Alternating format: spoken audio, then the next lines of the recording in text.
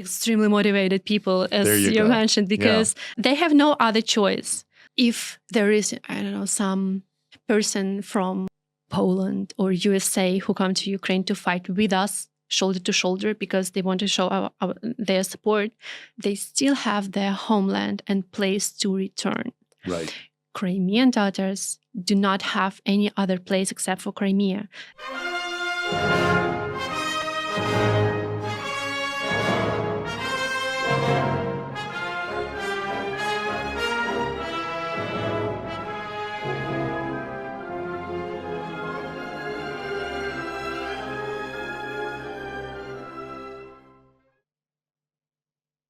Hello and welcome to this week's episode of On the Edge with Philip Ittner.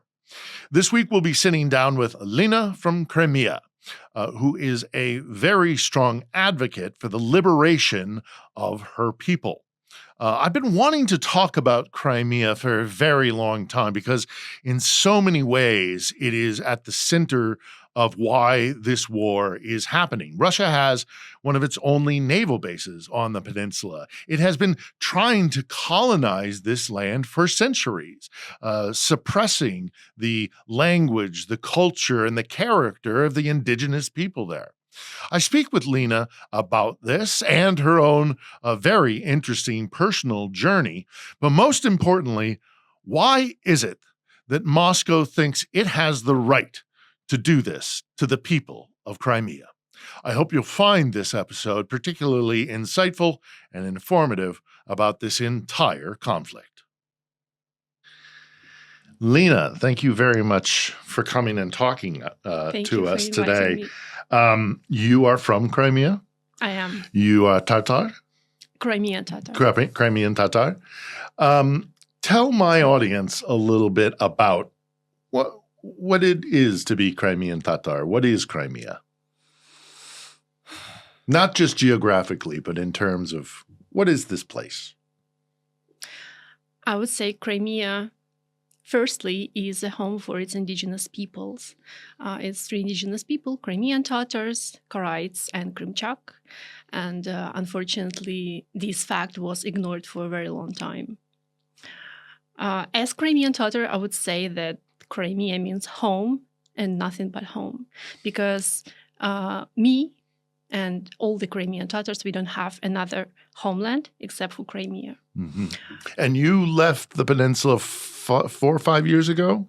In 2020. You left in 2020. Okay. Yeah. So you were there after the 2014. Yeah, I was. Yeah. It's I want to talk so much about the recent history of it, and it's so, as is usual with Ukraine and with Russia and this entire region, everything is very complicated. So I'm going to speed through the history, and you tell me if anything is really outrageously wrong. So the Crimean Tatar are basically a Turkic people. Yeah. Were part of the Ottoman Empire. Not really. Okay. They had their own Khanate. They had the Crimean, it was an independent state. An independent Crimean state on Khanate. the Black Sea. It just had a strong diplomatic connections with Ottoman Empire. With Constantinople during the Ottoman Empire. Then when the Ottoman Empire starts to fall apart, Catherine the Great, during the same period of time when the American Revolution is happening, she begins to really expand Russian empire. And she pushes into the Black Sea. And she takes over all of this land. She likes to say, or Russian historians like to say, without firing a shot.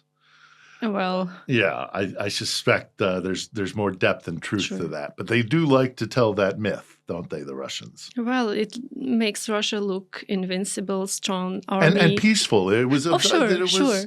We were welcomed onto the Crimean Peninsula. We brought civilization to this barbaric land, and these people were greeting us with flowers. Yes, and these backward small people welcomed us with flowers, and the great Russian Empire came and civilized it. Yeah. And then they immediately started to change names. Sure. Names and ethnic composition of Peninsula, because from the very annexation of 1783, Crimean Tatars had to flee the peninsula to how to say, to preserve their culture, their language, their religion, their traditions, because what Russia brought to Crimea was not only Russian culture, but also all the ways to suppress. Repression, yeah, and put down the language, the culture. Sure. They prohibited, for example, publishing in Crimean Tatar language. They closed schools where children were taught Crimean Tatar, like Arabic Muslim culture. They took people's land and they gave this land to Russians who would come there and ethnic cleansing. Yeah. So I would say from the historical articles, I would say 75% of indigenous people had to flee Crimea after Catherine annexation. And they like to say that they accept all religions in the Russian Empire, but the truth is that they tried to destroy Islam in the Khanate, the Crimean Peninsula. Yeah. They changed architecture from original indigenous Islamic, and it is Sunni Islam in Crimea. Yeah, a very, very peaceful, not an expansionist Islamic culture. Yeah, and Crimean Khanate was extremely friendly. Yes. State for even non-Muslim people. But for example, there were Christians, Greeks, Jews, all the religions you can imagine. And by the way, there was a situation in 1736, I think. Russia said, there is Crimean Khanate, and they have a Christian population in their state. Maybe this Christian population doesn't feel good. The same old excuse. They deported all the Christians to the Azov Sea, like Mariupol, for example, that region. It was founded by Christians brought from Crimea. Russia decided to tell the world that Crimean Khanate is a dangerous place for Christians, so they deported even Christians from there. Yeah, it's throughout their entire history that the Russians do this. And what I find interesting about what happens when they take the peninsula is they start to change the architecture rather, from traditional Khanate and Turkic and kind of that kind of Islamic architecture with mosques and whatnot. And they don't change it to Russian architecture. What they change it to is Greek and Roman architecture. They start some building kind of European, Western European, Mediterranean Western European, because what Catherine is trying to do is to fulfill Peter's ambitions for a warm water port, and for for Russia to become the third Rome. We've discussed this on this channel in the past. It's fascinating that I've never been to Crimea yet. Really? Not yet. I hope you will be able to visit it. But I have seen photographs, of course, of all the sanitariums and all the things that were built there. And the architecture is not Russian. It's Greek and Roman. It's their aspiration to be the third Rome. And they want to do it using the peninsula.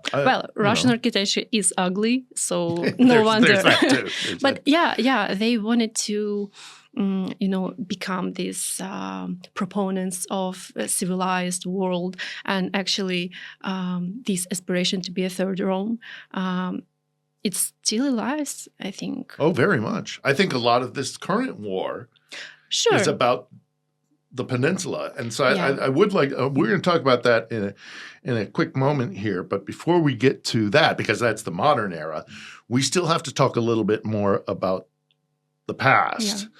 One of the most traumatic things that happened to the peninsula happened in the last century, in 1944. What I believe you refer to as the Surgun? Surgun. Yeah.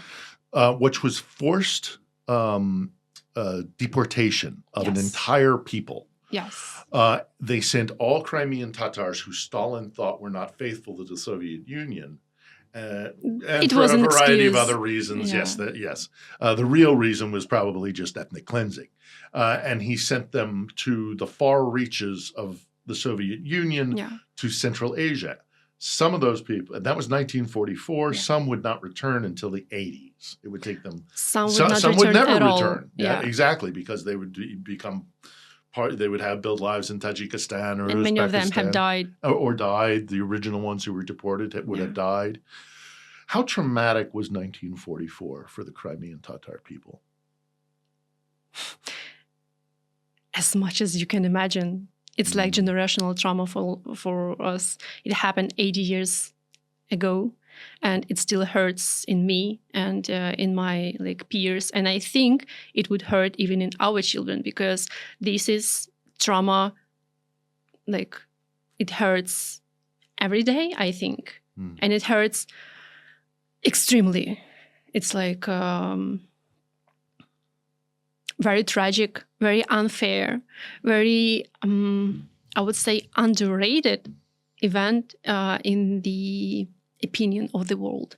Because now we are People know trying about the Trail of Tears in America, the forced migration of the Native American population. People know about the Armenian genocide. People know about, of course, the Holocaust. But when you take an entire people and you put them through such a traumatic event in which countless thousands died, I think in the this first sticks years with a people generationally. Sure, because it happened to everybody. There is almost no Crimean Tatar who didn't experience that, or his or her family.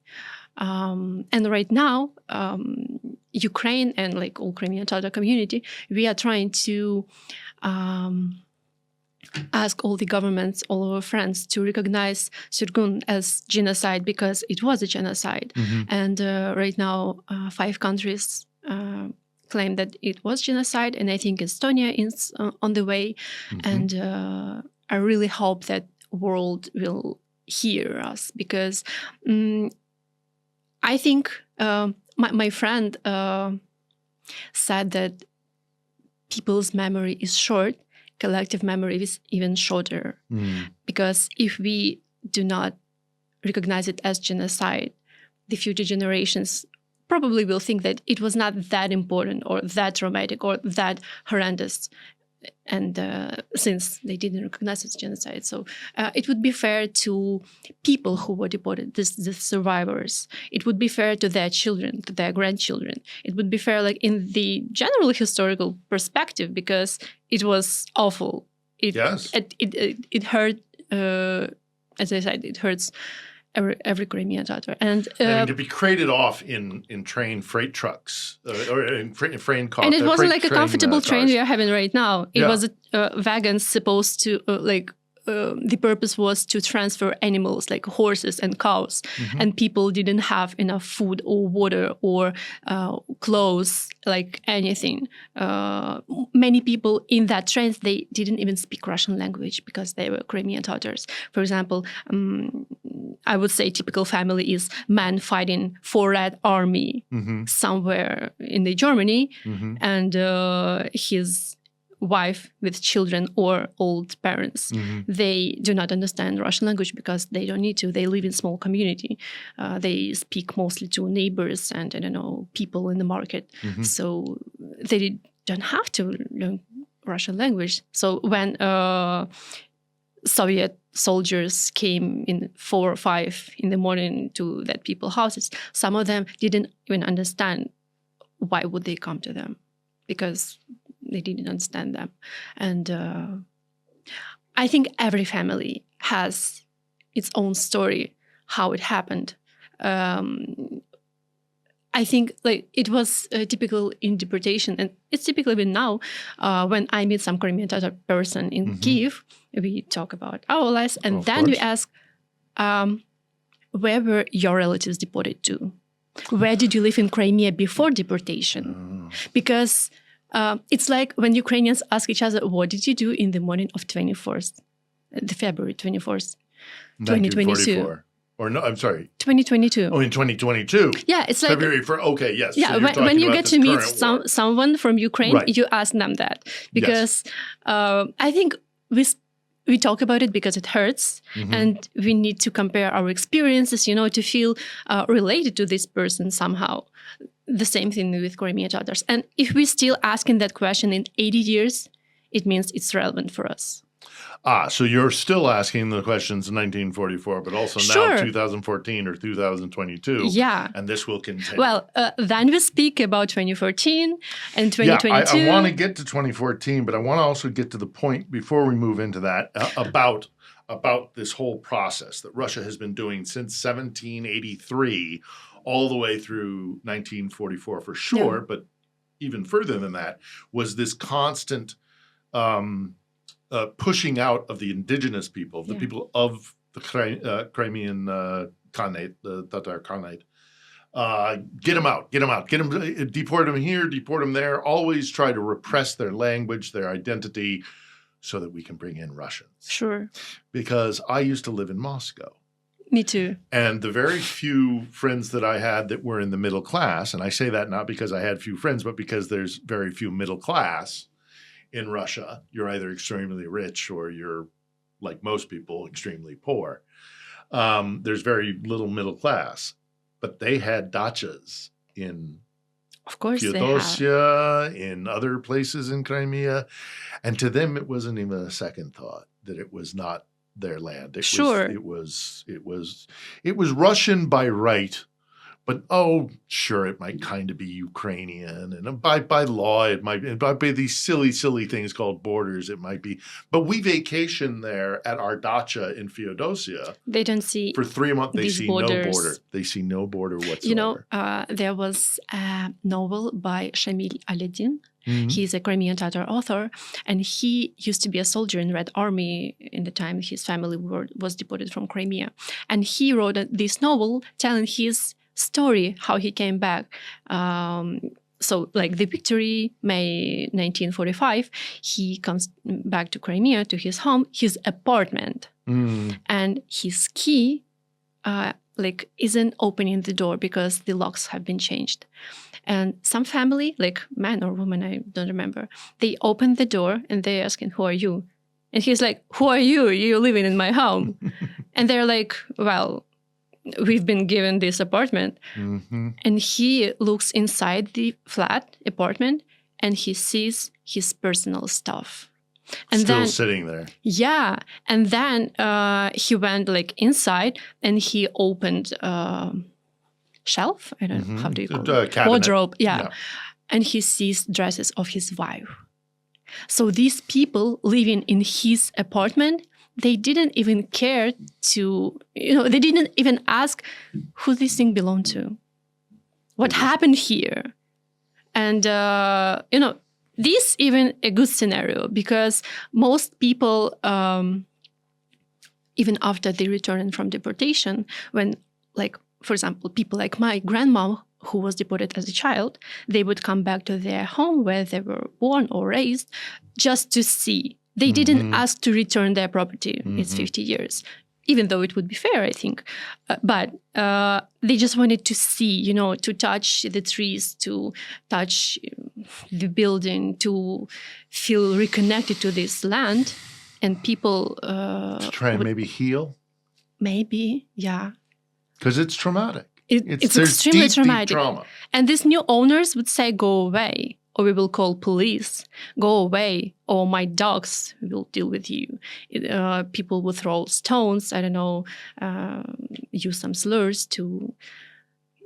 So. Yeah. It amazes me, the Russians, what they do. And there are those who say now that because there are so many Russians living in Crimea, that maybe some sort of special status, or maybe Crimea, it will be difficult for Ukraine to take back Crimea because there's such a large population of Russians, which is not necessarily untrue, but how did they get there? They were sent there after ethnic cleansing of the indigenous people there. So do they really have ownership of that?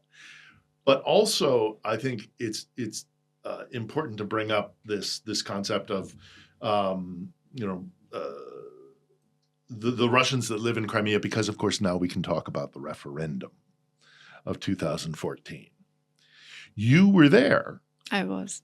Tell me about the referendum of 2014 when Russia voted, the people of Crimea, quote unquote, Sure. quote, strong quotation marks, Yeah. voted to become part of the Russian Federation. What was your experience of the referendum of 2014? I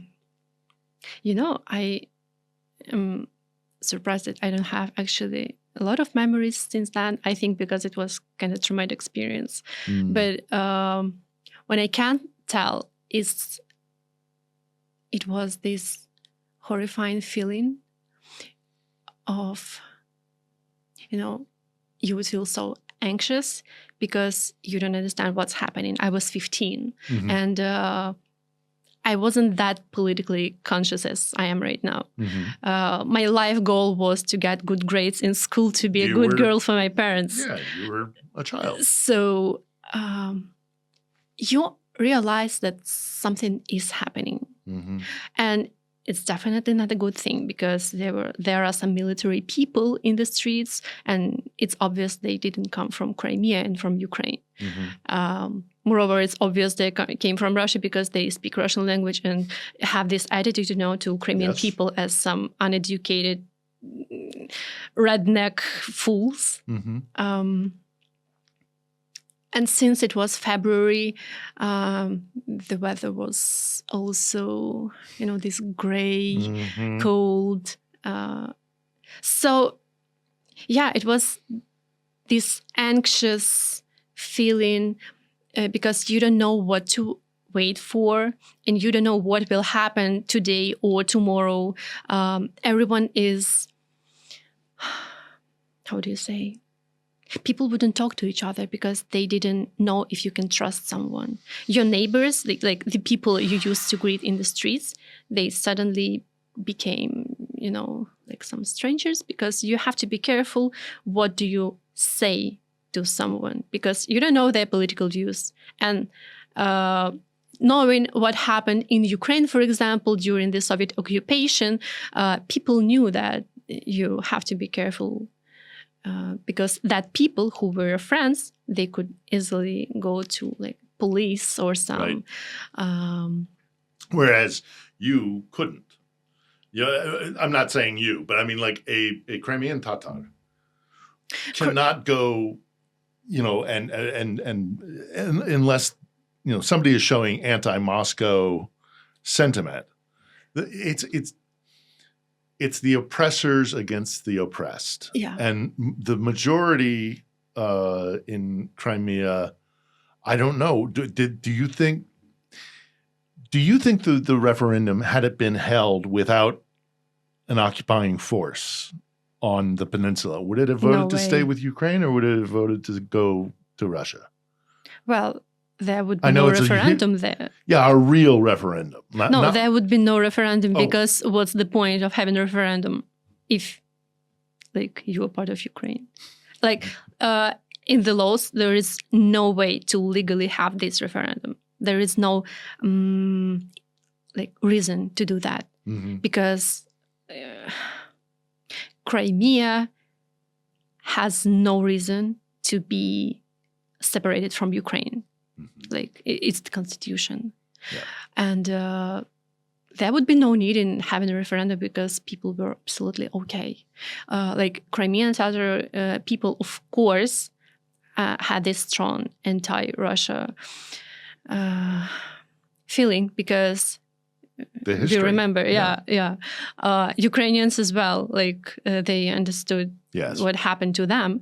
And even some Russians, like people who came to Crimea, for example, in 80s, they would say, I know this story from my friend who right now is military. He said that in this protest, February 26th of 2014, where under the government of Crimea, there was a big rally, like 10,000 people from Crimea, Ukraine, versus Russians brought from Russia to make this view that Crimeans want to have this referendum. So, and like on this pro-Ukrainian side, were some Russians who came to Crimea like in 90s, 80s, and they would say, why the fuck would you bring Russia here again when we just escaped it? We came to Ukraine to have a decent life. Why would you bring Russia again? Yeah. So what happened after because then you continue to live in Crimea for another 5 years or so, roughly? It's ish? As I said, I was 15 because I was in school. Right. So you spent in 2016, I graduated from school. And there was a question where to enter university. The first option was to live in Crimea and like to study in Crimea. But like I didn't want it because I've always felt, this ambition in me to go to a bigger city. Sure. And like before the occupation, I planned to go to Kiev and to study here. But the thing is, when occupation happened, I was 15, and in Ukraine, you get a Ukrainian passport in 16. So I didn't have Ukrainian documents. And the second option was to go to study in Moscow. So I did. And like it was mostly the decision of my teachers and maybe parents because...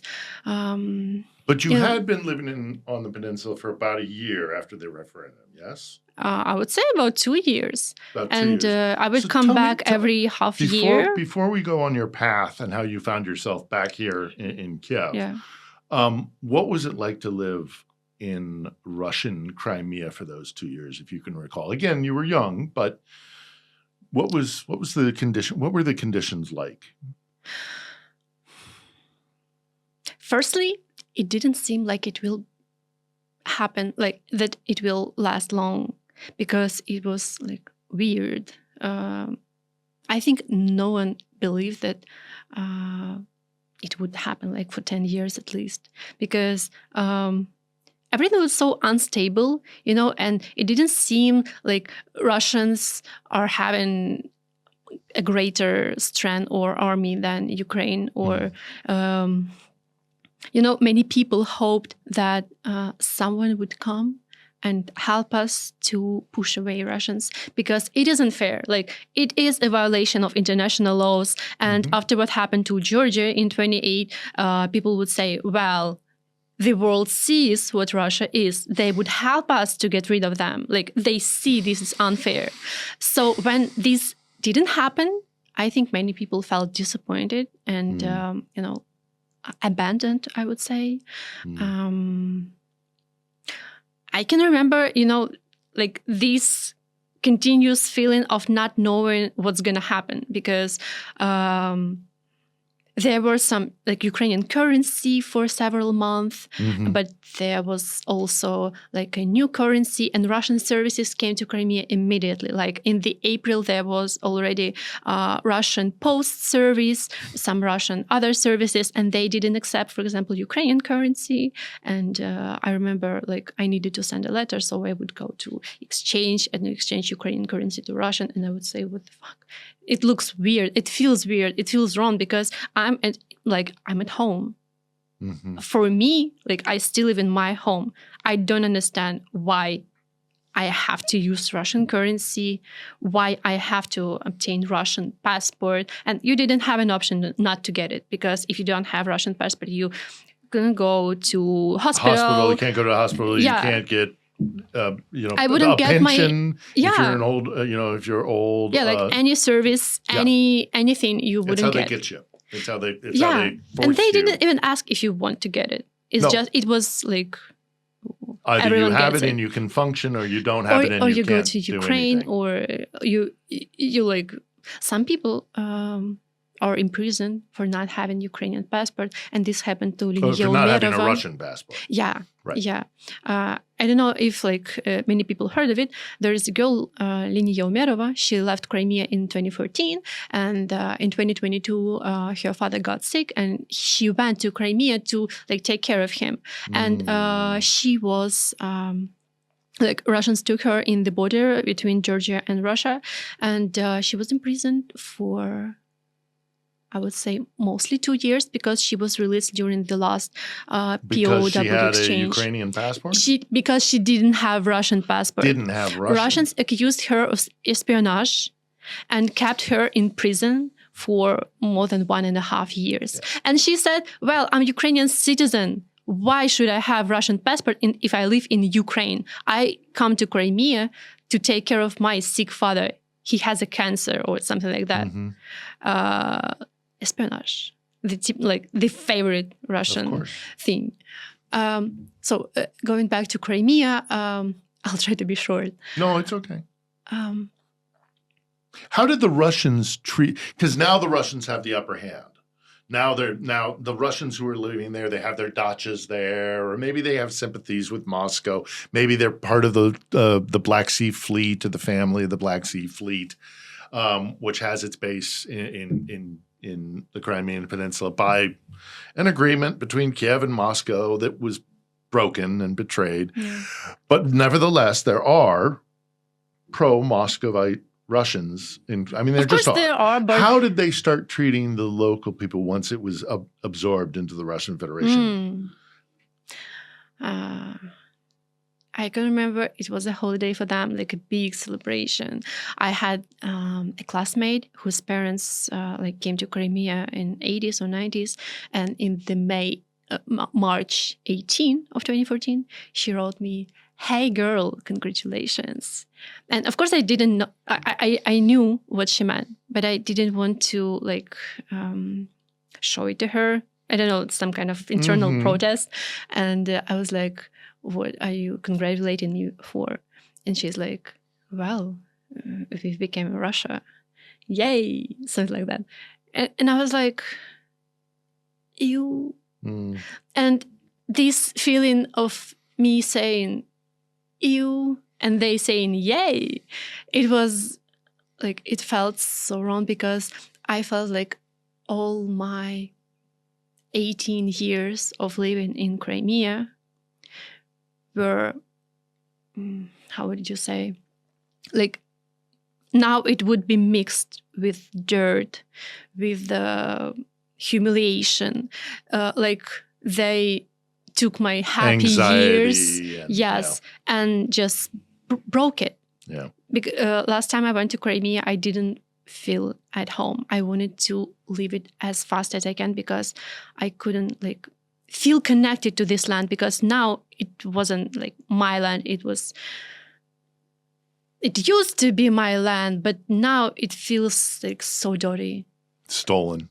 Not stolen. It's like they made it so much worse, so that you have to live in your shell, to speak only to your close friends, to speak only to your friends, not to leave house, because whenever you leave house, you see these billboards with Putin, this Communist Party, you see this Russian currency, you see these Russian flags everywhere. And after living in Ukraine, it seems so wrong. It feels like, I can imagine how people live in that situation and not going insane.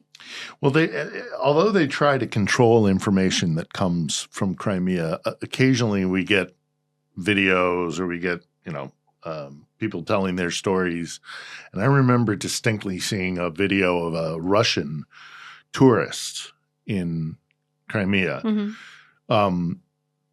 drunk, screaming at somebody who was speaking Tatar, who was speaking. Oh, wow.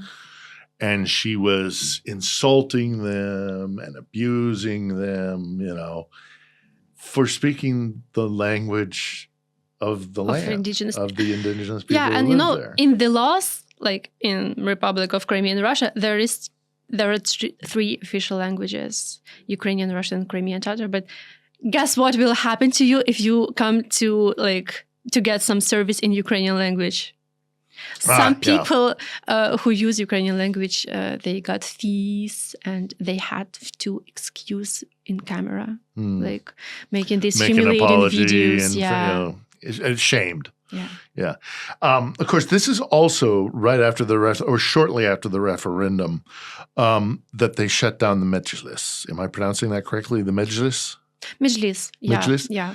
Which is not immediately. It was like several half a year, I would say, because in the autumn of 2014. But we should first explain what the Mejlis is. The Mejlis is an independent legislative body, like a parliament. Something like that, yeah. Yeah, and had autonomy under Kiev, under Ukrainian law. Yeah, it's like a representative body for the local indigenous people. Yeah, like people who are in Mejlis, they are extremely respected people. Everyone would listen to them. Mm-hmm. And for example, when Russian army came to Crimea in 2014, it was Mejlis who said, hey, let's go to the government building to have this protest, not to allow them to have this building. Mm-hmm. We have to show that we are against it. Mm-hmm. We have to stop them. And every Crimean Tatar, mostly men, of course, who could, they would come because they respected Mejlis, and it was right thing to do. Well, and again, Kiev gave full, authority in certain areas where the Mejlis had authority. Kiev, in very limited areas, because very limited areas, understandably, but nevertheless, there wasn't. Kiev never tried to shut down the Mejlis. Of course, no. Moscow comes into the peninsula, and it's almost immediately shut down. Yeah, and many of them are imprisoned. We don't know where some are just lost. We don't know where they are. I mean, where is the Mejlis? I have heard it is time in and Kyiv. time.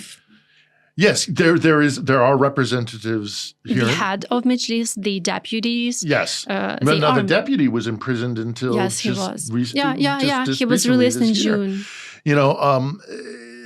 And some have gone to ground, or they're not taking active public roles, of course, because the Mejlis is shut down. No, it's not shut down. It acts, but in Kyiv. Yes. Here in Kyiv, in exile. Yeah. In the peninsula, no, Moscow will not allow it. Oh, sure. Right, yeah. Exactly. So, it's interesting to me that the world community gets upset about a lot of persecution, a lot of ethnic cleansing, but this doesn't seem to. Shit about the world Tatars. Doesn't even know what the Mejlis is, or even what it is to be Tatar. Crimean Tatar. I keep saying that. I keep saying that. Yes, Crimean Tatar, because there are other Tatar populations. Yes. Actually, I think we'll come sooner to the decision of calling ourselves in one word, like Kırımlı, for example. Kırımlı. Yeah, With I think. Q. Yeah, because Crimean Tatars sounds wrong to me, and I think for many people, because to just say Tatar is also wrong, because there are. So Azerbaijan people, for example, they were used to call Caucasian Tatars, and what? It's like this imperialistic optics. So I think yet again we another thing that Moscow has done to divide and conquer. If you want to use one word, it would be better say Kırımlı than Crimea than Tatars. I'll do my best. So the Mejlis is here in Kiev, operating in exile. Yeah. May I say? Sure. In autumn of 2014, Mejlis was the last building in Crimea having a Ukrainian flag on it. It was the last building, and there were some, Russians, I think, who would come and take it down, and Mejlis would put it back. And really, it was the last building, and many Ukrainians and many Crimean Tatars remember it, because Crimean Tatars are the most pro-Ukrainian people in Crimea. Even ethnic Ukrainians would assimilate a lot during all these years of Soviet occupation and the times of independent Ukraine. But Crimean Tatars remember who is the enemy, and they perfectly understand that Ukraine, especially now, is willing to give more space to, to get back all the things that were taken by Russia during centuries. Yeah, through the centuries. You're right. And most importantly, identity, culture, art, language, all of these kind of things. And they try to, just as they did here in Ukraine throughout the empire and throughout the Soviet Union, they try to oppress. I said that occasionally we get videos on like a Telegram channel but they have done, as they always do when they occupy a new territory, they try to repress anybody who's a leader in academia, journalists. They're shutting down. There's a newspaper, Krim, that is being shut down or has been shut down. It fights for its life, like from the. I'm surprised it's still operating, frankly. I'm afraid that it may not last long without the support of international community. Because tell me about the paper, Karim. It was the first newspaper in Crimea, in Crimean Tatar language, when people came from deportation back to Peninsula. It is like a place where like all the significant figures of Crimean Tatar community would represent themselves, would open their talents. It was a reliable source for Crimean Tatars in Crimea. It was a motivation for people to learn Crimean Tatar language, even though it was kind of hard in Crimea in 1990s or later. So it is like a big thing for our identity and for our culture and for our journalism. And since 2014, Russians are constantly pushing like the main editor and the whole crew of the newspaper to close it or to collaborate with them. Of course, they don't want... Well, freedom of press in Russia doesn't exist. Yes. And the main editor had many fees, like because of some unfair accusations of taking too much freedom of speech or mentioning the UN reports, for example, because there was a fee to the newspaper because they mentioned something that UN said about like the oppressions in Crimea, and Russians are like, well, there is no oppression. No, of course. No. What are you talking about? Everybody's happy. Everybody's happy. And they know, of course there are laws against civil society and freedom of speech, but that's for your own safety. This is the Russian idea. No, there is no oppression. We are just behaving the way it has to be in our multicultural, friendly Mother Russia. And if you deny that, we'll put you in prison. Yeah. And the thing that's is, freedom. That's freedom. That's freedom. That's freedom. Is there an internet? Is there a movement to protect Kirim? I have a thread on Twitter, and I would gladly share it because there are more details. We'll put it here, just in the bottom screen. We'll put some sort of a link or a QR code or something. Yeah, because sure, absolutely. Because we can absolutely support Crimean Tatar community in Crimea gathers money to pay these fees, and to donate money to the newspaper to make it live, because it becomes harder and harder to publish a newspaper when Russia wants you not to. Everything is expensive. They have all the power.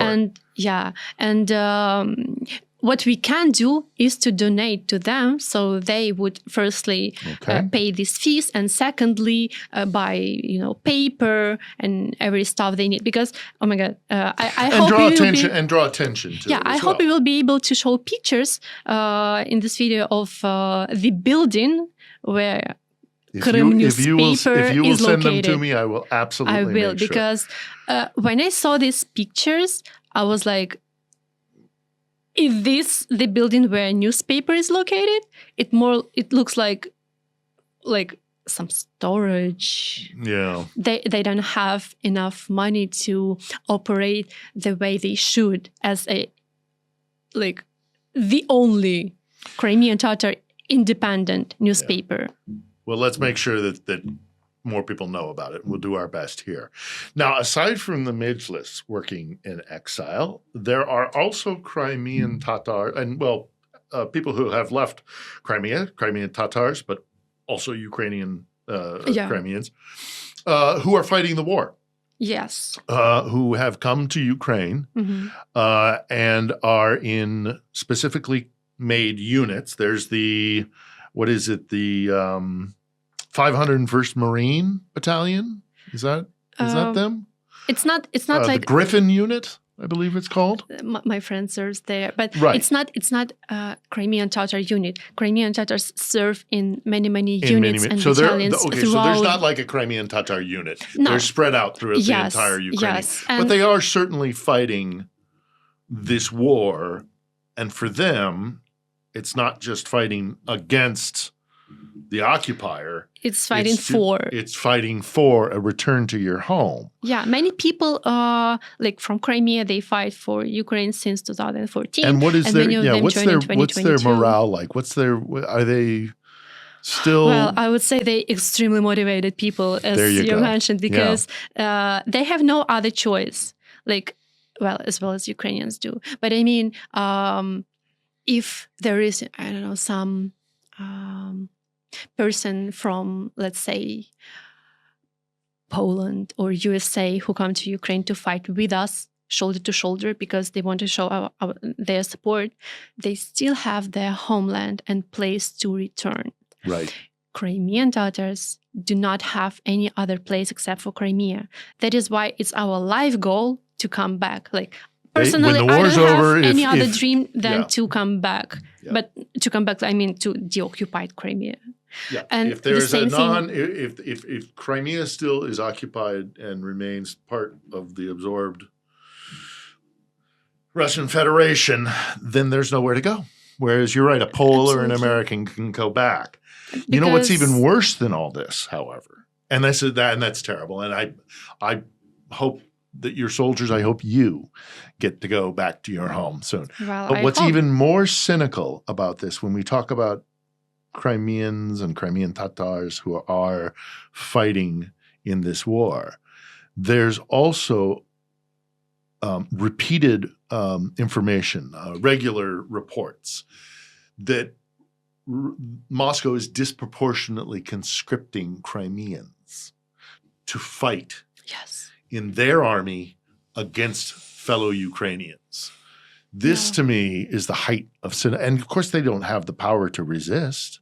So the men who are conscripted— They try to— I'm sure if you could, you would. But unfortunately, there is no doubt, especially considering these reports, that there are currently Crimean Tatars, Crimean Ukrainians who have been conscripted into the Russian army and are being forced to fight against their fellow Crimean Tatars and Ukrainians. Yeah. Do you believe these reports? What is your thinking on these reports? They have, they're truthful because, people, some, how do you call them? Human rights activists? Yeah. Human rights activists, they say that 95% of summons in Crimea, during that wave of mobilization, it was sent to Crimean Tatars, mostly. And you see how cynical it is because, in the to die for Moscow's war. Yeah, and in the end of 18th century, again, if we have this historical perspective, it was 95% of Crimean Tatars in Peninsula. The century later, it was already a half. In the times of the deportation of 1944, it was 25%. Many people died in that wagons, not even when they arrived to Uzbekistan. They died in the first years because of, sanitary things like they didn't have water or place to live, and the climate was harsh for them. But some of them could manage to go to Crimea, and they rebuild their lives from the very beginning because they sold everything in that places to come back to their native land. They couldn't get a decent job because they didn't have a registration on this land, and they couldn't get a registration because they don't have a job. It was like a closed this circle, and these 30 years people fought for the right to live on their land. And right now, like, Russia is saying, well, here we come again. And the people who are now like from 10 to 15% of the whole peninsula's population are getting 95% of summons to go and kill Ukraine and Crimean Tatars who fight to come back to Crimea. How cynical it is, how cruel it is. Yeah, it's incredible. Russians have no decency, no understanding of what is good and bad. And I would say, like, people who make these decisions, of course, they understand everything I said. And of course, they want us to be killed and erased from the history. Yeah, they do this in a lot of countries where they move into, and their empire in a very expands. different ways. In different ways, they do it differently. They did it differently in the in the Baltics. Yes. They did it differently in Central Asia as well. Asia. They did it differently in Finland. They did it differently in Ukraine. Wherever the empire goes, but there's a single line through it all, and that is, I'm powerful, you're weak. And no one will protect you. And no one will protect you. And because I'm big and strong and you are small and comparatively weak, then it's right. That's their mentality. I will do it if I can. Yeah. It's like if you let me. What pisses or if I'm able. What pisses me the most is what like, I have this feeling that the world lets Russia do it. It's like the price they pay for peace, but it's not a peace. It's genocide happening in 21st century. And it was happening like for several centuries. And it's like, this price to pay the bully, not to bully everyone. But what no one understands is that this bully isn't that strong as you think it is. Because Russia actually lost many wars. Yes. And Russians are mostly zombies. Like, they don't have critical They only win thinking. wars, certainly in the last 200 years or so, when they're in an alliance with other countries. Yeah. Yeah. Yeah, it's like Russia is not that big or that powerful. They are fighting with Ukraine for 2 years, 2.5, almost 3 years. Oh, going on 3 years. Yeah.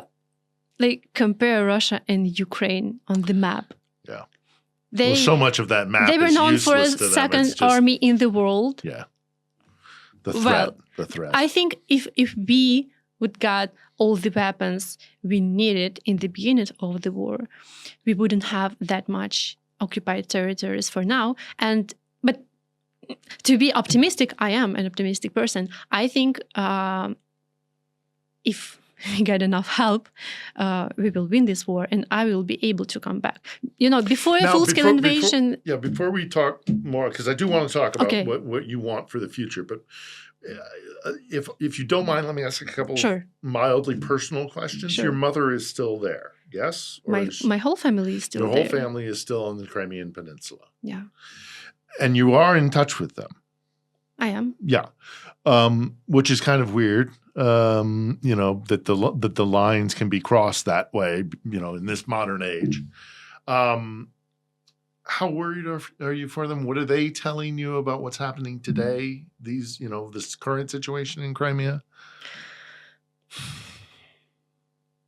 And also, by the way, are you worried about talking about this? Because no, I'm okay. Well, but Russia, Moscow can be, Yeah. Well, we do not speak about anything related to the war. When you're on the phone with them? Yeah, because, people in Crimea and like in Russia, they are afraid to speak out. And I think it gets so much deeper than that they are even afraid to think about it. It's like whenever you have this thought that Russia might be bad, that this might be unfair, they suppress these thoughts and they decide not to think about it at all. Because, once again, it's kind of generational trauma for all the people who used to live in Soviet Union, and they know what happens if you say wrong things to wrong people. And who knows who's listening on the phone. Many people would say, I'm glad you asked me that, and I will not answer because we are being listened. Even if they aren't, the thought of them thinking that hurts me a lot, because it means that they are extremely afraid and they do not allow themselves even sharing these thoughts with their family members. It's a psychological violence. Yes. It's a psychological violence, living under the constant fear. And it's happening for 10 years right now. So I'm talking with my mom about news at work, about books, about weather, about cooking, life hacks, my mom, oh my gosh, how is so-and-so doing? Or, yes. And since I live here and I'm trying to reopen my identity as Crimean Tatar, I'm trying to get to know as much information as I can from her. So I'm asking, hey mom, how do you make a dough for yantik? Yantik. Your yantik those are the dumplings, aren't they? I wouldn't call them dumplings. It's like this half a circle dough with meat or other stuffing inside.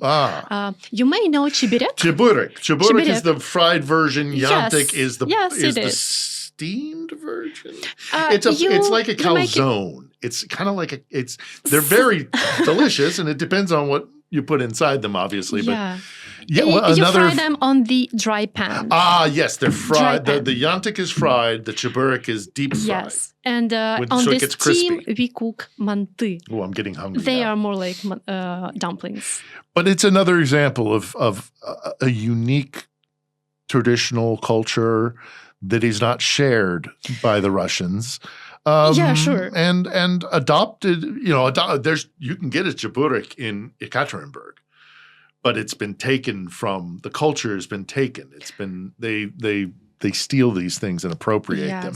Yes. And I'm sure it even isn't that tasty. I'm sure it isn't. They have and probably no it's not understanding right. of what it means. But chiburek, it happens to everything they can reach. Because, for example, right now, if you Google Crimea, on the image page, you would see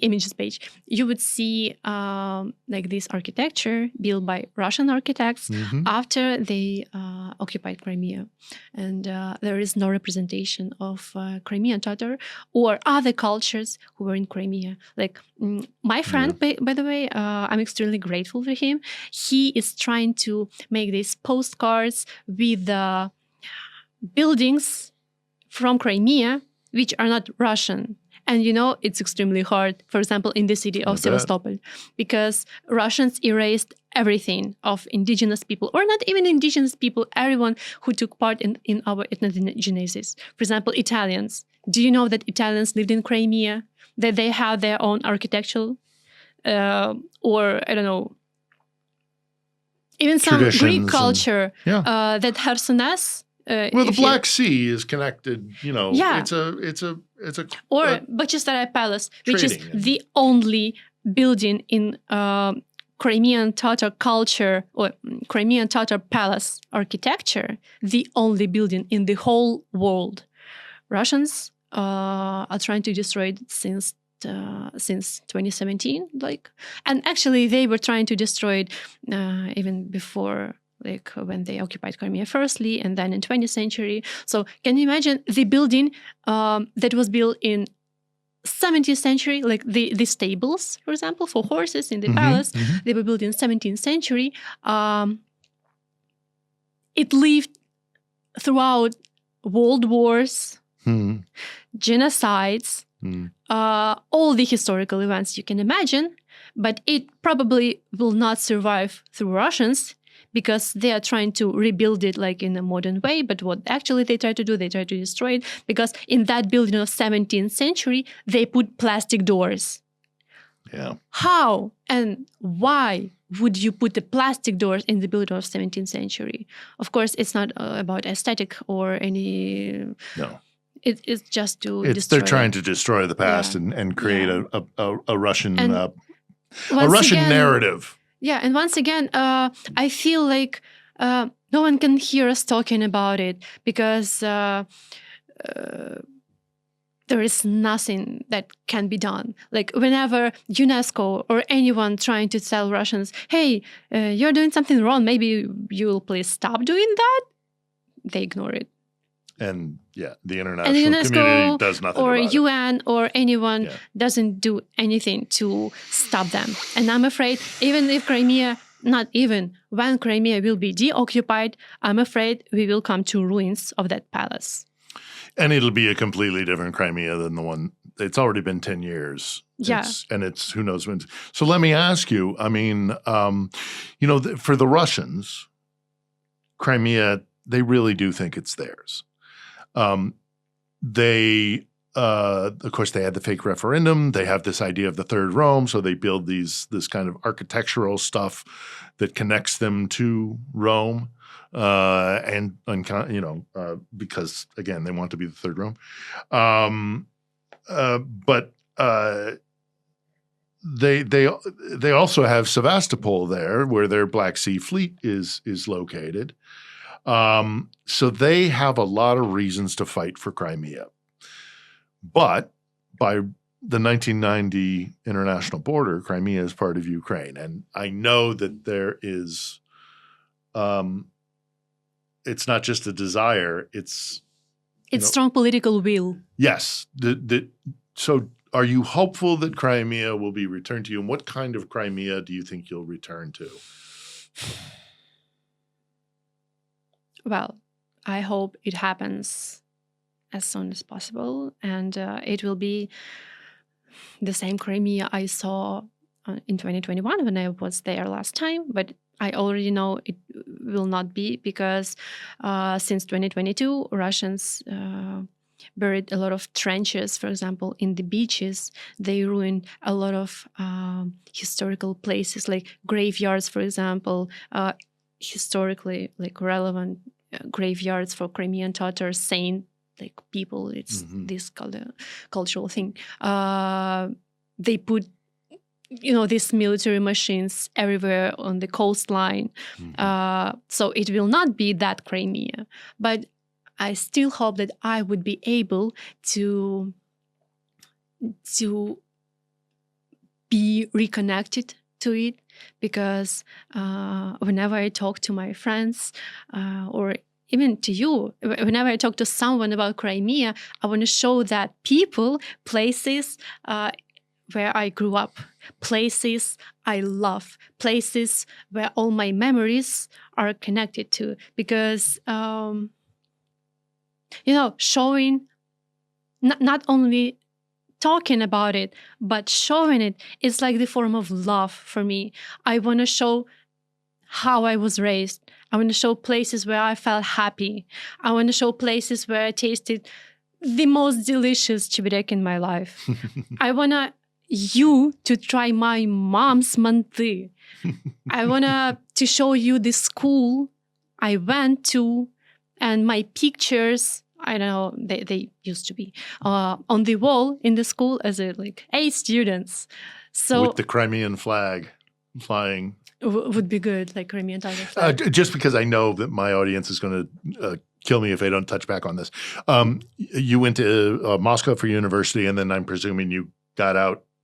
Oh yeah, Just briefly, just because I know they'll that we didn't answer that. In the first year, I understood that it's not the place I want to be for the rest of my life. So I started going to Ukraine every 6 months, to get acquaintance with Ukraine, because I've never been to Ukraine, not the Peninsula. Mainland Ukraine. Yeah. And I would come here every half year to get to know more about history and how hard I cried on Maidan Square when I learned about that events, because in 2013, I wasn't interested in that.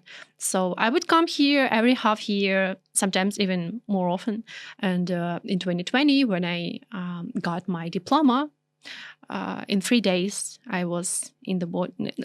I crossed the border with my suitcase, and did you have to go Europe first and then Ukraine, or you just went direct? I came to Crimea, and from Crimea, I went to the you were able to border cross with Kherson. In 2021. 2020, you were able to still were able to cross relatively.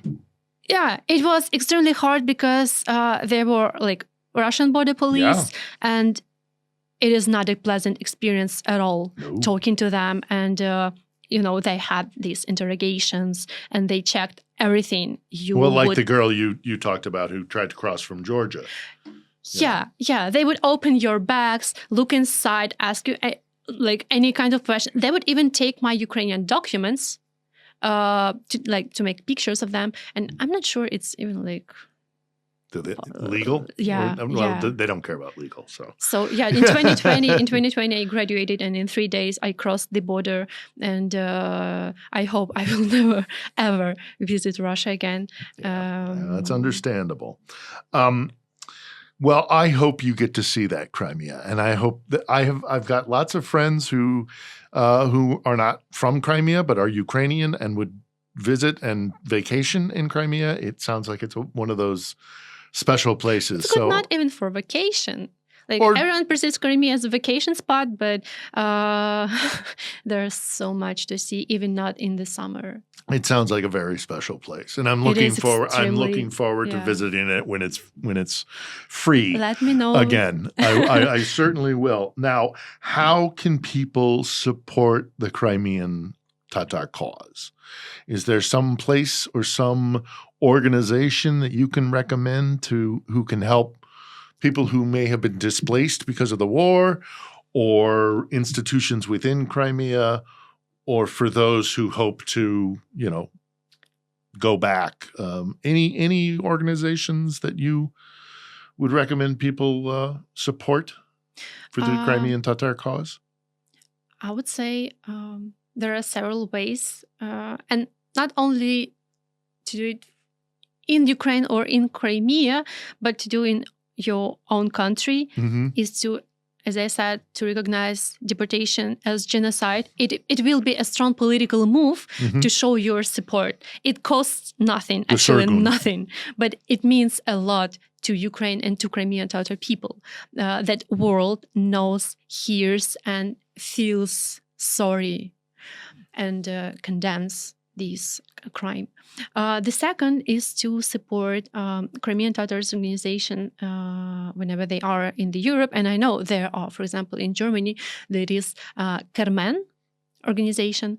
They organize different events about Crimean Tatar culture and history, and they made the petition to German Bundestag to recognize the deportation as genocide. So check their Instagram and follow. So if you're in Germany or every German-speaking country in Europe. In Ukraine, there is a representative, how's it called? Office of Representation of Ukraine's President in Crimea. They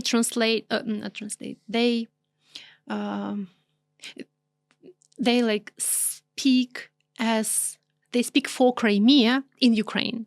And they, for example, organize a Crimea platform. They speak to international diplomats whenever they come to Ukraine. They organize different exhibitions. And if we had more time, I would gladly talk about it. They do a big work to educate people even abroad about Crimea, because they have, for example, a Twitter page, and they post like relevant information. I would also recommend people to follow me Yes. on YouTube or on Twitter, because whenever I have a chance, I try to write something personal or something. And your Twitter, relevant. what's your Twitter or X handle or whatever we're calling it this week? I go Twitter, and it's Lina from Crimea, and this underscore between Lina. Yeah. No. Lina from Crimea and underscore. Oh, okay. All right. Well, I'll include it in the description. Okay. But well, look, Crimea is not Russia. And Crimea is Ukraine. Yeah. We know this. Yeah. I hope that that it won't be much longer. I mean, I hope. I mean, I hope first and foremost it happens, and I hope it doesn't. That it is regained for the people of Crimea. And I hope that doesn't take too long. And I hope someday that I'll get to taste your mother's Monty someday. I hope so. When I come for a visit. So thank you. My mom doesn't even know how many people does she have to feed. She's going to have a big feast. She will be happy. All right. Well, it deserves to be back in Ukraine. It deserves to be back in the hands of the people who are from Indigenous there, to this and place. obviously the indigenous people, Yeah. first and foremost, the Crimean Tatars. So I appreciate you coming and giving us a perspective. There's so much more we could talk about. You're right, but we'll leave it there for now, and we'll put links and all the rest in the description. I think people should study Crimea a little bit more and understand. Thank you for giving me space. Well, I think people need to highlighting understand the persecution that's actually happening there. Absolutely. There's lots of persecution going around the world, but the almost persecution every day of you could hear about some criminal charges to Crimean Tatar people, and not even for doing anything like extremely dangerous for Russia. It's just being a Crimean Tatar is already enough excuse to get you in prison. Yeah, being Crimean Tatar is a crime. It shouldn't be that way. Thanks for your time. Thank you. Support Crimea, support the Crimean people, and thank you very much.